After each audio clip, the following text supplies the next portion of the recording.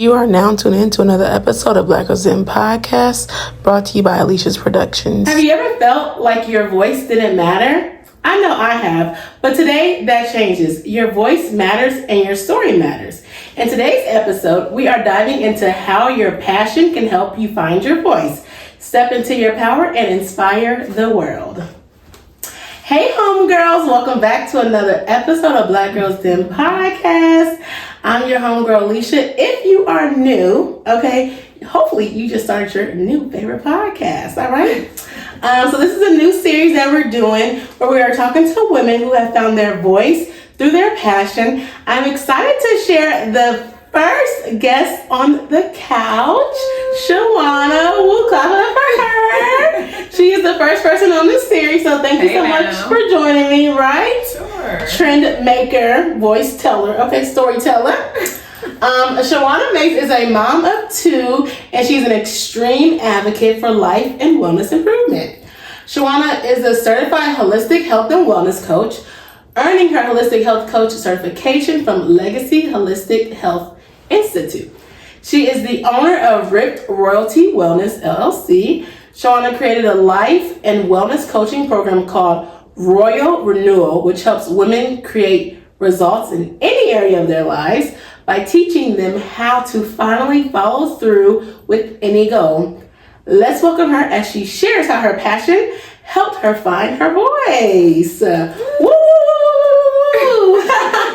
Thank you so much for joining us. Sure. I appreciate you for, taking time out your day to come and share about your passion and about how that helped with your voice. I feel like it's really important as women. Sometimes we don't find our voice or we're so lost in trying to hear everybody else tell us what our voice is. So I feel like a great tie to kind of help people find their voices, to find out, something that they're passionate about, whether they feel like it's their purpose or not. So that is why I started this series. And that's why I reached out to you, because, I know you know your voice because I follow you.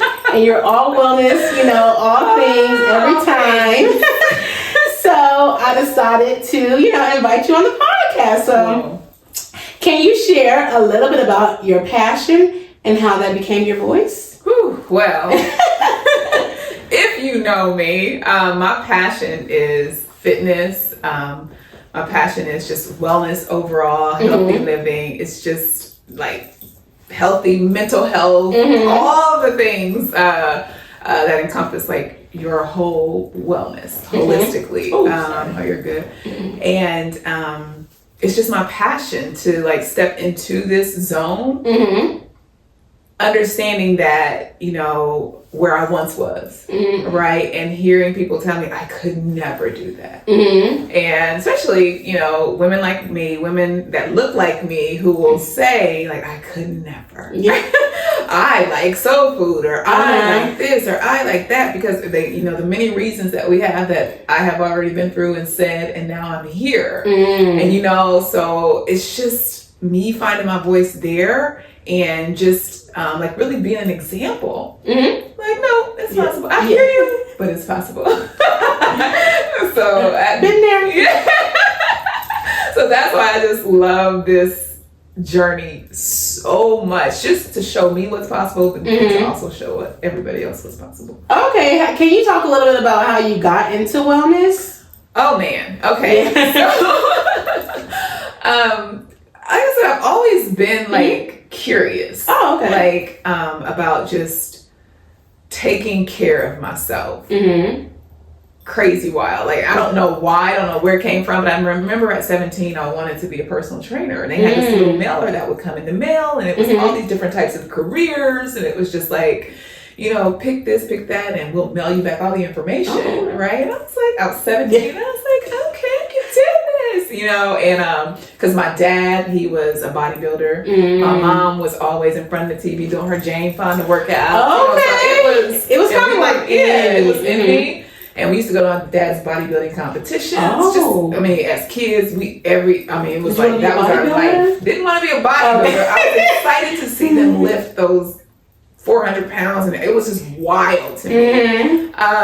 But that was my life. And always been active. I have been a cheerleader since I was in Little League up into high school. It was just an active life. I played basketball. It was everything. So my life revolved around being active. And I saw it. I grew up around it.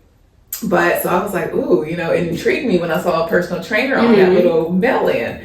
And I decided to mail it back to the company, whoever was going to give me all the information and tell me how to be a personal trainer. And I never received it. You never received? Never received the packet, and I was heartbroken, thinking like that was my only opportunity. I'm 17. Thinking that was my only opportunity to become a personal trainer, right? And so then I was like, well, I guess I'll have to go to college. Because you didn't get that one? I didn't get no one. I didn't have a mentor. I didn't have anything, and I was heartbroken. I was like, well, I guess I'll be going to college.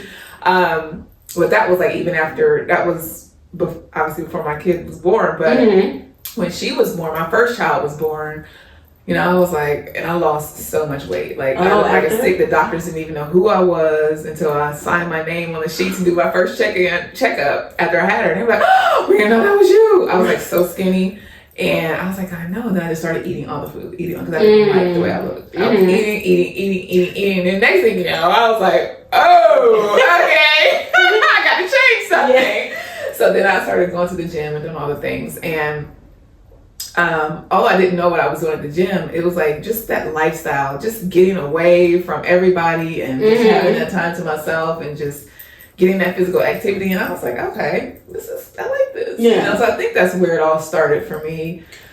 Just in that moment after I had my first daughter. Yeah. Okay, that's good.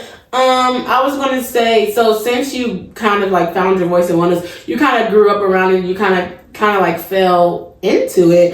Did you always feel like your voice mattered, or did you feel like you had to discover it? Woo, I had to really discover it. Okay. I'll tell you this.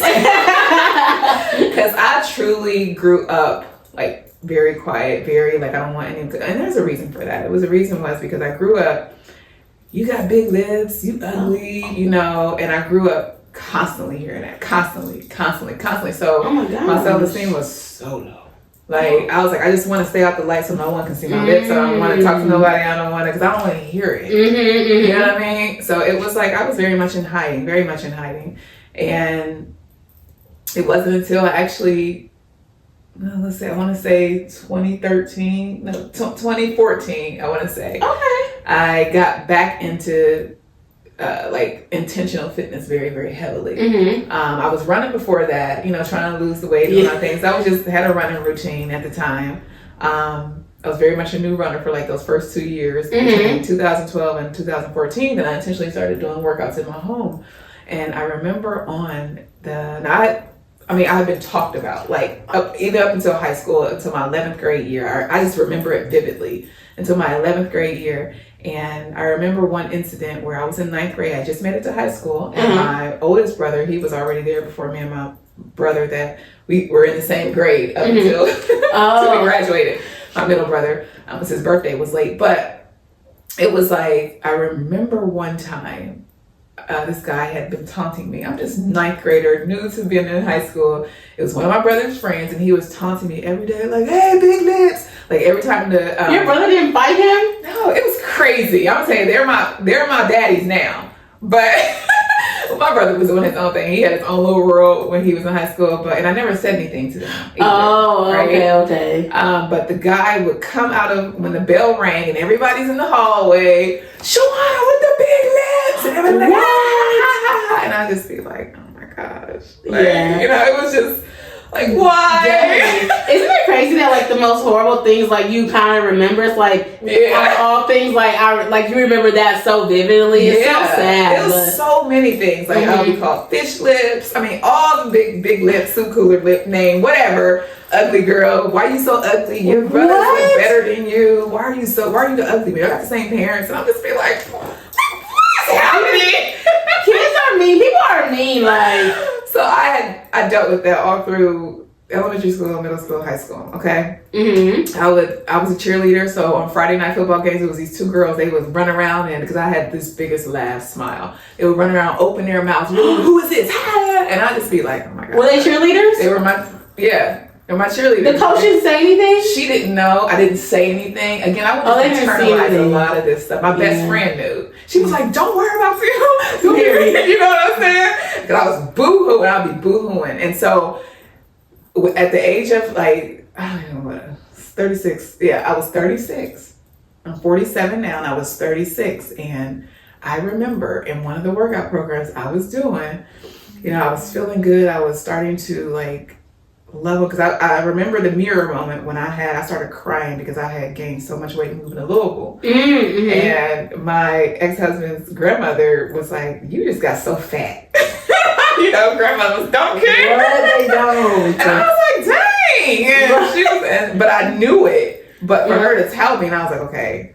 Yeah. Something has to change. And I had my mirror moment. I cried, bawled my eyes out. And then my cousin was like, how you gonna do that to him? You gonna move a little and marry him? And then you gonna like gain all that weight? Oh, you were still with him? Yeah. Because I was like, baby, the lady would have got, but you were still married. Because I was like, hold up now. Yeah, no, that was my cousin. My cousin said that to me because I had moved from Columbus, Ohio. And then she saw me and it was like, why would you do all of that? My cousin's really harsh. You know? Well, the ex-husband, Grandma sounded harsh too, but it was when you was married to him. Yeah. You had to excuse that one. Child. It's so sad that family really can be so mean. Yeah. It's so sad. But all of that, you know, adding up, and I was just like, okay, something has to change. But I remember when I started really getting into it, I was probably about three months in to intentionally waking up every day and doing my fitness. And I remember her saying, the best revenge that you can have on anybody is to take care of yourself. And that like lives inside of me, in my head, in my body. And I'm like, see, I don't have to do anything to them. I don't have to wish bad on them. So I took everything. It's like my brain went all the way back to the first time I heard big lips up until whenever it decided to stop. I remember it was like, this is for all of y'all. I want to say thank you because I'm about to go all in on me. Have you ever seen your brother's friends? Have you seen I have. You know, it's interesting. Yeah, they're trying to get you. No, remember what you said in freshman when I was in school? It's so interesting. Everybody says they didn't say what they, or didn't do what they said. You know, everybody says, and I'm like, okay. Yeah. I'm like, trust me, I have the trauma scar right inside, you know? But he was one that really, this is why I talk about bullying so much, because he was one that he used to do it all the time. So one time I put a knife in my coat. I'm only in 9th grade, and I said, I'm gonna kill him. Oh my gosh. Yeah, I said, I'm gonna kill, because I was just so fed up. It's like, I know you don't have to tell me that I'm ugly, I got big lips. Yeah. You know what I mean? I'm tired of hearing that. I don't want anybody laughing at me, you know? And the fact that he would do it out in the open, you know, and then I was like, I remember putting that knife in my coat. I slit a hole in it at that time. I mean, we don't live in New York, so they ain't got no So I had the knife in there, and I said, the moment he says it to me, I'm gonna run to him and I'm just gonna stab him to death. What? Yeah. That's how tired I was of it. And he didn't say anything that day? That day, he didn't say, girl! What? It like completely stopped. I said, baby, you had something divine on your side. Me too, because I ain't gonna be like that. But it's so crazy. It's like, how much do you like? You shouldn't have to take all of that and have to do that. That's why people are like, bullying is for real. But even adults and stuff like that. So like the person is only gonna take so much. So much. Like, yeah. Oh my goodness. And that's why I feel like, honestly, like people have to have a voice. They have to know when to say stuff, when to stick up for themselves, because it's like, you gonna keep beating me down, tearing my self-esteem, like making me feel horrible, and you just out here laughing, thinking that's funny. It's not. That's crazy. Well, I'm glad you ain't stabbed me, because don't think Girl, me too. You don't know where I'm gonna adventure. I'm not gonna adventure. But that is crazy. But that definitely kind of like gives and paints a picture of like, okay, you're like, all these things happen. But to your point, you were saying that the best revenge, well, your cousin said the best revenge. No, not my cousin. It was in the workout video. The trainer the workout working video. out, and she said the best revenge that you can have on anybody is to take care of yourself. Yes. And I was just like, say less. Right.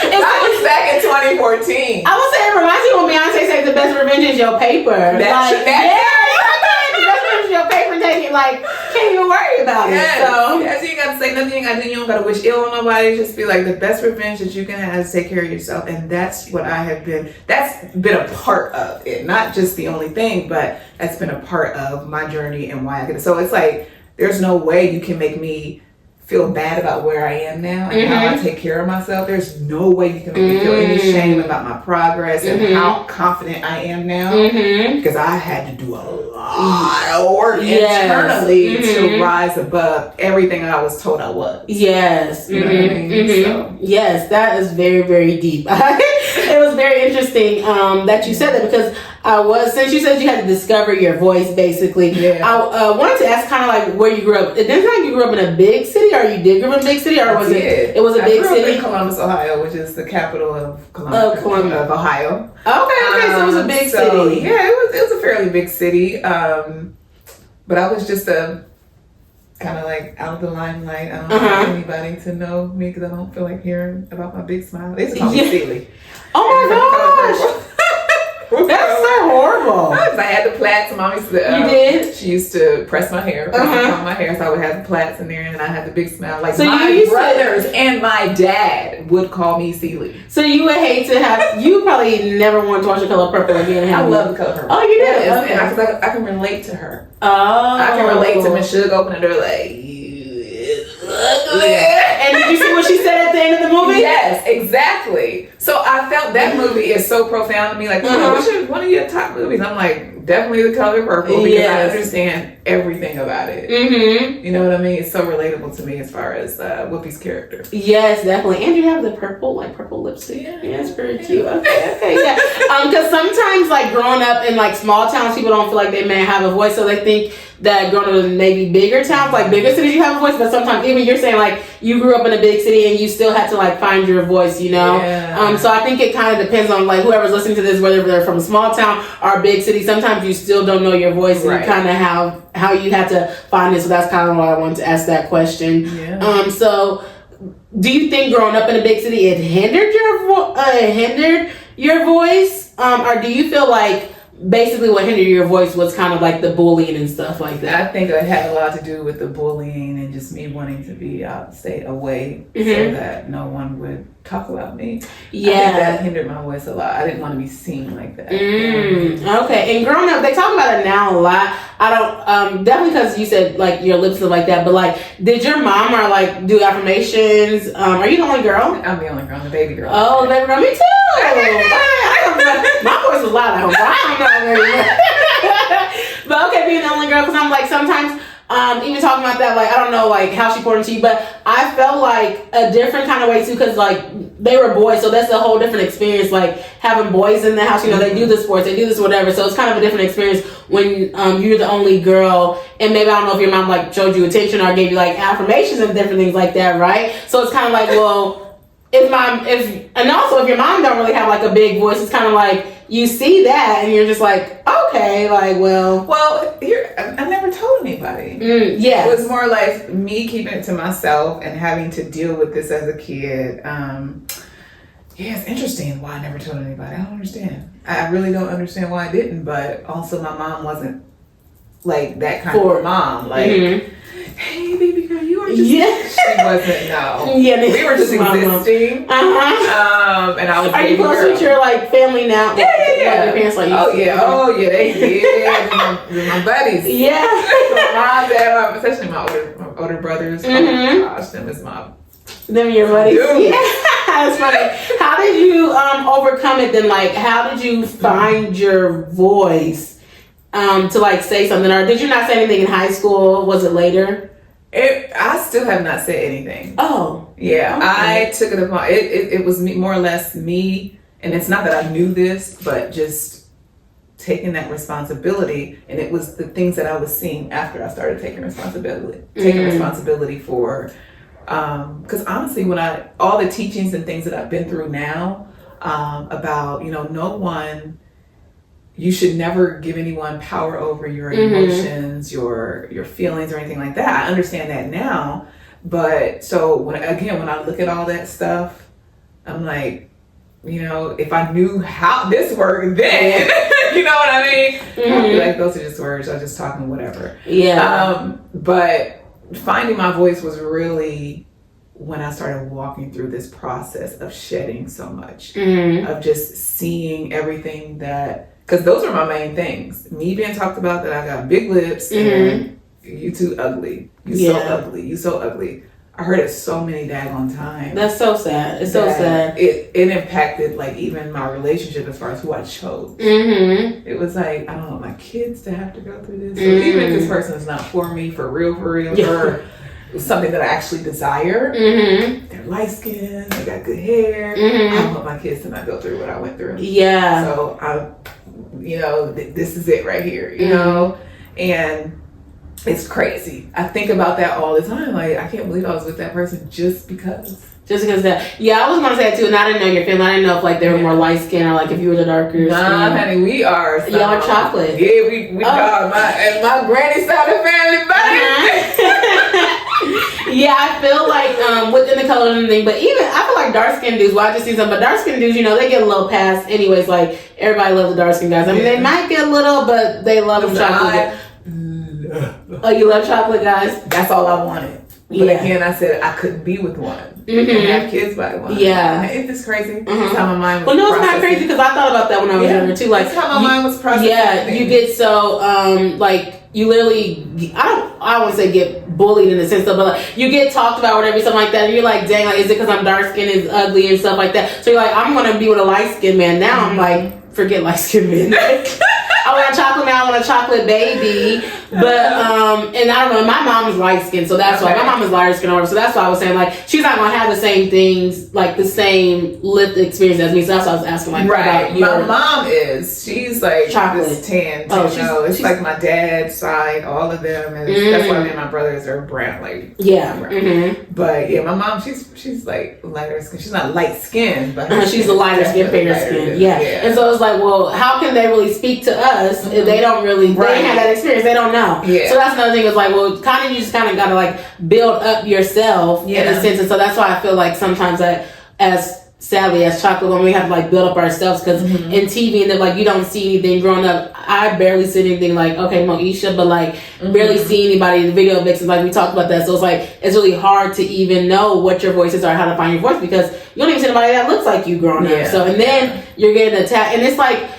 When people say like, that whole sticks and stones made her brother, but words hurt. Yes, they did. But words do hurt, and I think that people need to say that like words do hurt, and being mindful and stuff like that about what you say to people, and even like the mama jokes, because baby, sometimes people's moms be passing away, and so you don't know that stuff, and so now that be happening, like so it's like you joke about people's mama, people be ready to fight, they be ready to do everything, and so like I think now people need to talk about. Like words can hurt, words hurt, and they do affect what people say. And even me, like I can remember what somebody said about me like 10 years ago, and it's like, yeah, you shouldn't do that. My dad was like, you should remember like good things, not bad things, but it's so hard to remember.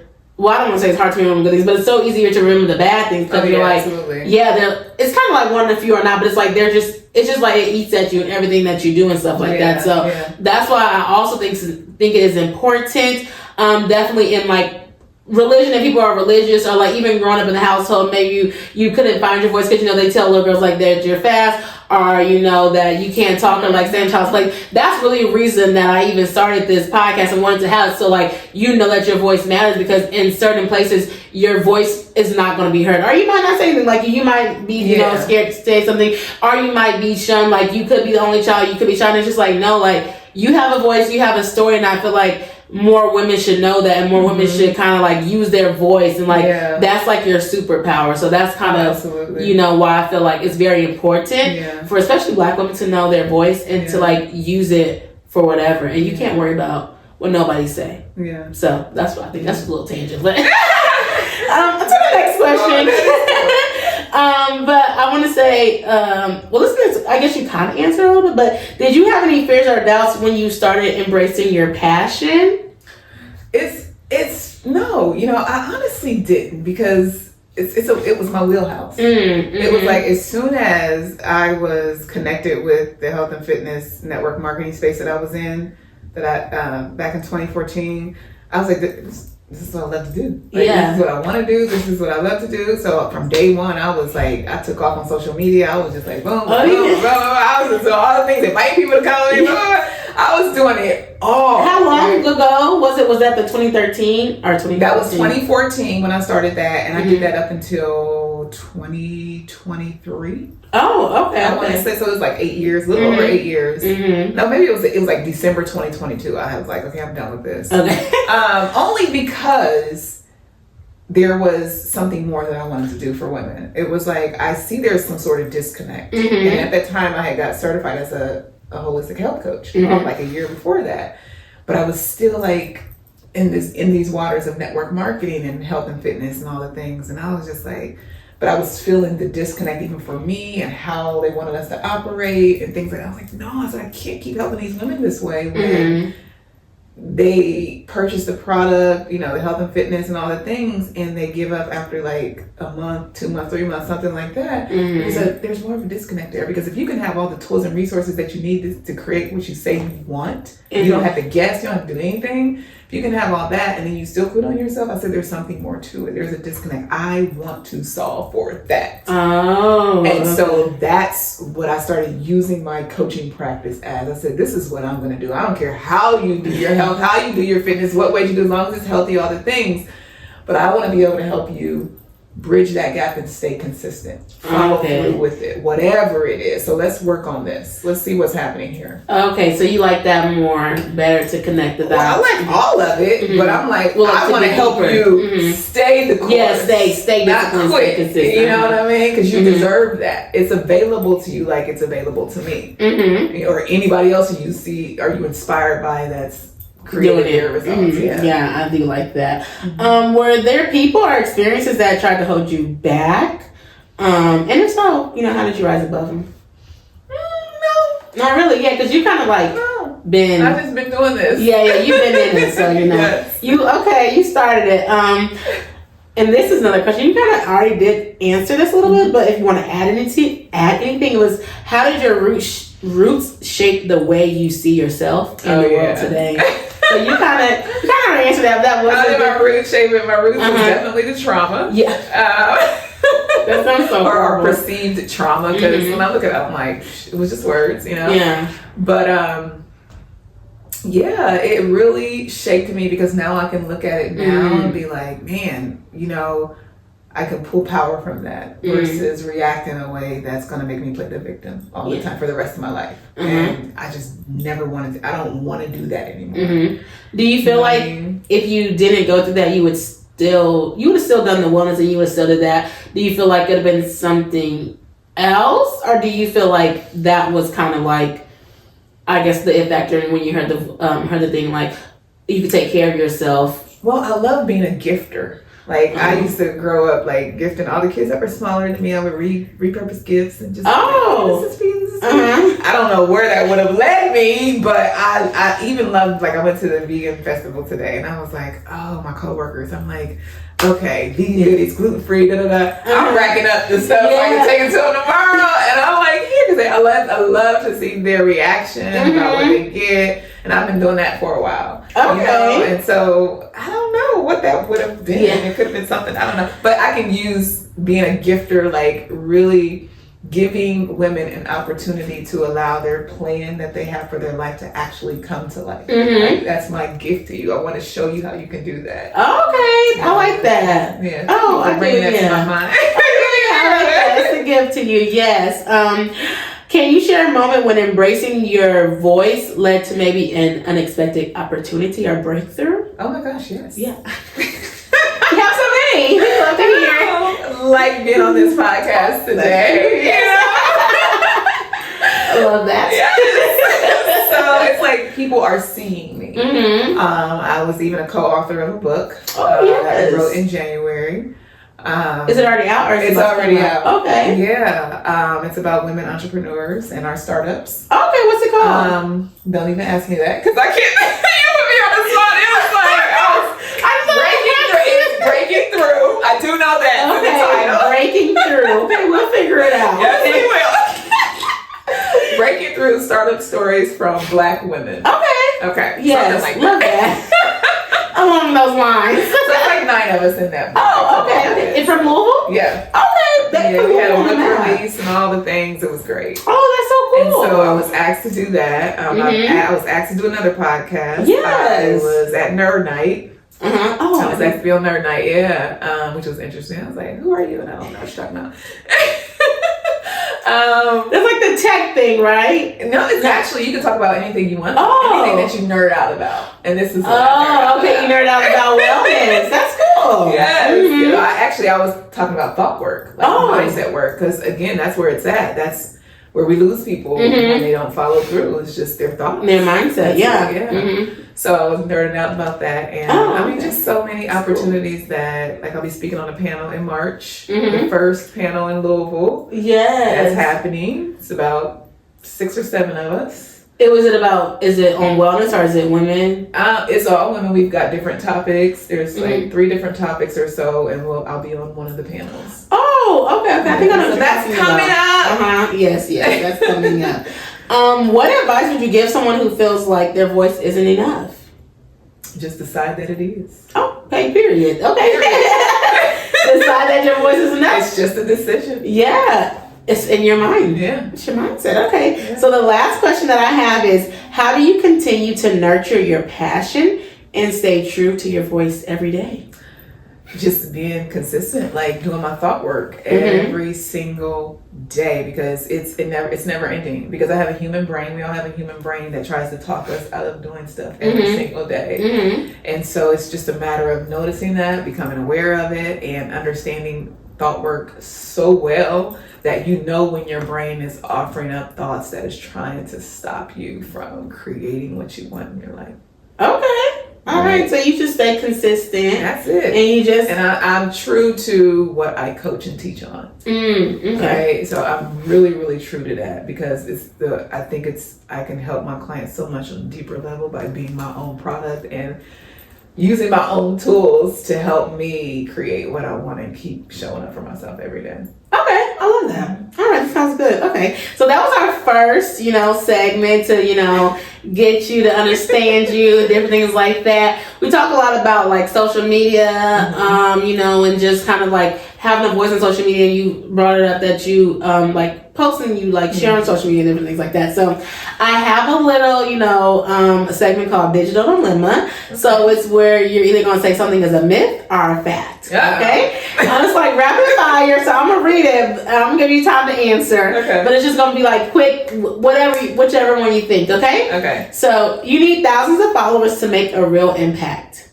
Myth. Okay. Sharing your voice online can inspire someone you don't even know. Fact. You don't have to be perfect to make a real impact online. Fact. It's too late to start building your voice online. Myth. You have to follow trends to be heard online. Myth. Social media can be overwhelming, but also offers opportunity. Fact. It's easy to feel self-doubt when you compare yourself to others online. Fact. Okay. All right. That was good. You did good. Okay. Just a little quick little something, I gotta add a little technology in there. Okay. Well, I hope you enjoyed this episode. I hope you got something to share to the people about their voice. I hope if you are listening to this, I hope you feel inspired and encouraged about your voice. Let us know, in the comments how you are going to use your voice today, this week, or even next week, or whenever you listen to this. Definitely thank you for coming on here. Thank you for sharing your passion and everything. My last segment is a postcard segment, so it's like you write something to people, but I want you to leave something to the listeners and give them one empowering message about finding their voice. What would it be? If you could give them one empowering message about finding their voice, what would it be? Well, I'm gonna go back to just decide that your voice matters. Like, it's just a decision. What stops you from making that decision to decide is just going to be your thoughts. So if you can become aware of those thoughts that make you think your voice don't matter, like, your voice doesn't matter. Your brain will offer you up that. It will. And you got to be like, I hear you, brain, but actually it does. Yes. Okay. Period. I love that. So your voice matters, your story matters, and if nobody else tells you that, and they ask me like Black girls then told me, okay, period. That's right. We told you your voice matters and your stories. And thank y'all for listening so much. I hope y'all enjoyed this. I hope y'all enjoy this series because we're going to have more people coming on here talking about that. So if you do enjoy this type of content, make sure you subscribe. We're on YouTube every Wednesday at 12 p.m. And also any of your podcasting apps, you can listen to us as well. You can let them know where they can follow you at to stay tuned in for the wellness. All right. You can follow me on Instagram at _holistic health coach. Yes. Okay. And if you're in the Louisville area, make sure you stay tuned and tap in because it's how you're going to have some stuff coming up. So, you want to, follow her, follow us, and definitely subscribe, follow so that you all can stay tuned, and maybe you'll see us out because my girl, she be out. I don't know if I be out that much, but okay. I'll be on the couch. Okay, come to the couch. But yes, thank y'all so much for listening. Share us with your friend, share us with family, and with anybody, your cousins, your sisters, even your uncle. Shout, okay, share. Let it be out there, okay. That if the aunties that got something to say, the cousins, if they got something to say, let them know that your voice is gonna be heard. We are not muting our voices. Like, no, we're going to speak up. Speak up for yourself. Say what you gotta say. And that's all we have to say. Okay, so Black Girls in is out. Thank y'all so much for listening. See y'all next time.